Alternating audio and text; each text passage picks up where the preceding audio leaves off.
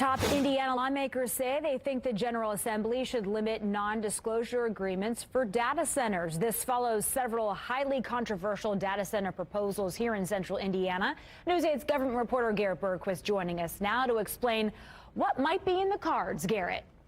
So those comments came during the Indiana Chamber of Commerce legislative preview earlier this month. They came up as part of a broader discussion around economic development. The Senate's top Republican says local and state governments should rethink non-disclosure agreements. Those create a high level of distrust. When there is an unknown out there, the public fills it with lots of things that may or may not be accurate. And I just think we've watched that over the last couple of months play out in a way that we're going to have to do that differently with more transparency to the public.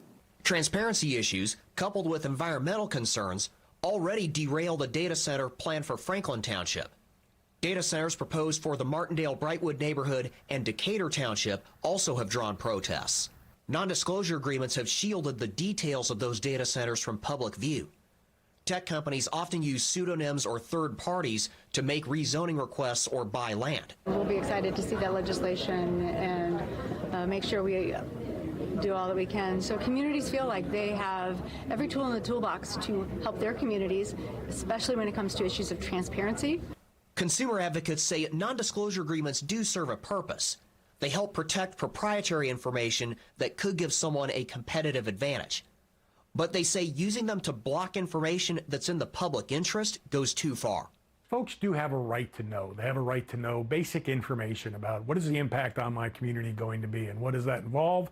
That involves the energy use, the electric use, if you will, the size of the facility, the water use, the water discharges and effluents, traffic, pollution, noise. Olson says lawmakers should find a way to make that information public while still protecting trade secrets.